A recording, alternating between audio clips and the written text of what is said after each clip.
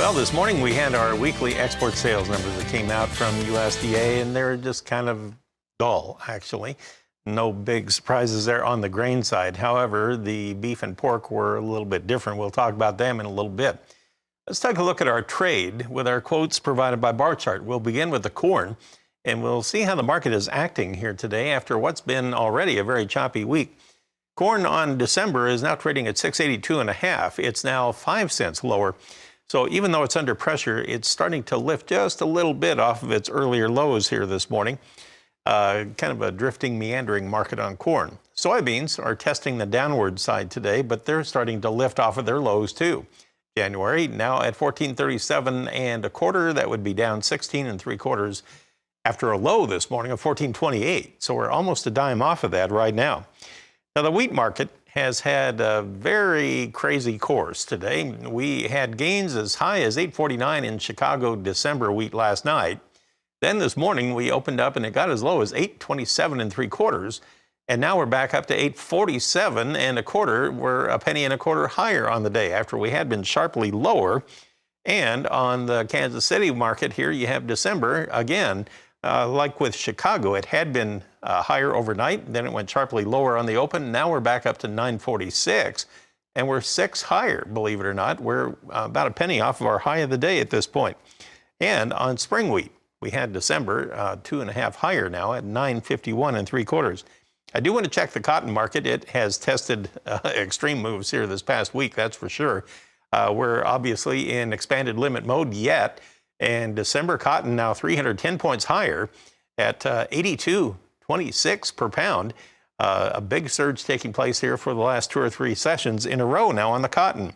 Ted Seifried is with us right now. He's from Zaner Ag Hedge in Chicago. Big market action in the grain side today, and the wheat is resuming its role as the key of volatility this week. What is going on here anyway? Yeah, a couple things in the wheat, Marlon. For one, we hit some pretty key support here earlier this morning, and we've been able to kind of bounce off that. So some of it's technical, but really the story about Australia and the big flooding in a fairly large area in the east is starting to get more traction. And for the fact that, we know that Argentina, another big wheat exporter, has been having issues as well. So there are some production issues that are kind of cropping up. And the market's not so sure if we need to go down and make new lows. Certainly, it's been a very back and forth week for the wheat because of sort of the on and again, off again grain export corridor. So we had to put a premium into the market, then we had to take it right back. So now we're just kind of back to trading normal fundamentals, again, watching weather. And weather, at the moment, at least in some areas, is a bit concerning. Yeah, it's been a very bouncy market, that's for sure. How do you talk with producers about what to do with, let's say the corn and soybean trade, especially with the wild swings in basis nowadays and the backup at elevator terminals that have to use river shipping ports? I mean, how do you protect your bottom line right now? Are you just recommending options or what?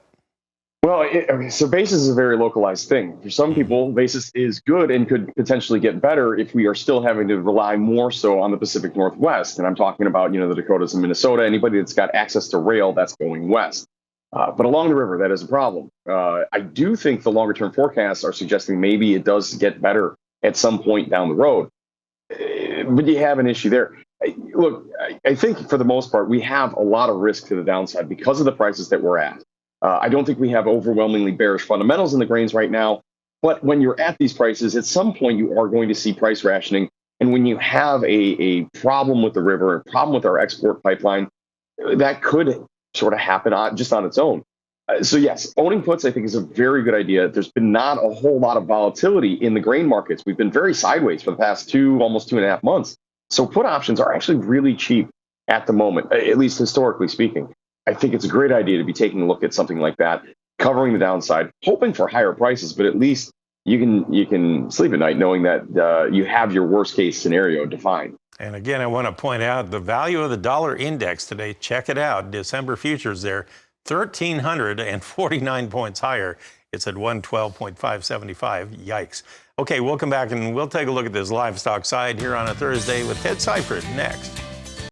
All right, I kind of teased it in the grain segment, but we did have beef and pork export sales numbers that came out this morning, and it was kind of eye-popping on the pork side.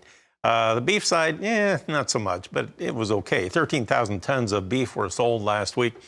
That pork number, wow, 48,400 tons if you combine this calendar year and next year. And China was a big buyer on both years, actually, for the pork.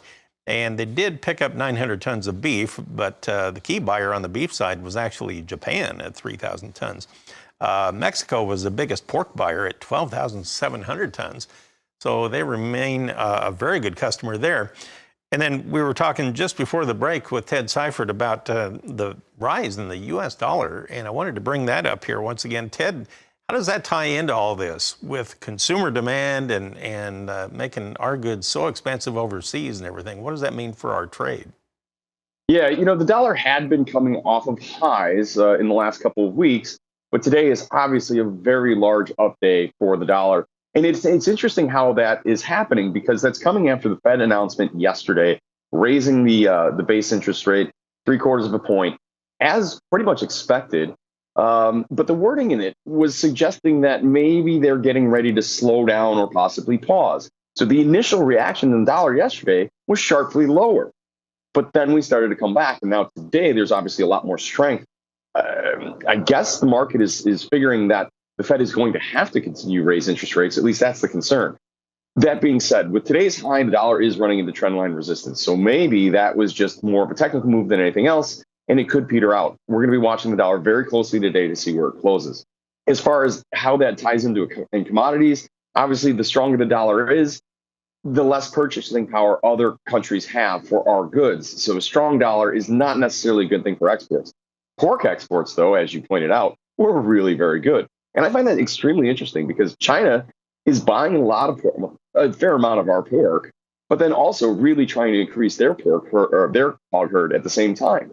So the Chinese demand for pork right now seems to be really very strong, and I think that's rather encouraging for a lot of the commodities that we export to China because soybeans for soybean meal to feed these hogs are going to be that's a thing too. So, I will say I'm a little bit disappointed that the lean hogs aren't responding a bit better to that really nice export sales number. Last week when we had a poor or not as good of 20,000 metric ton export sales weekly number, we reacted rather poorly to that. So it's a little disappointing that we have a very good number and we're not sharply higher. But It's been a pretty solid rally in the hogs, and this is just a little bit of corrective nature, I think. Well, let's run through these real quickly. Here on the live cattle board, you have December now trading 35 cents higher. We're at 151.70 as it stands right now. Over on the feeder cattle side of things, we have the January contract just a nickel lower at 179.95.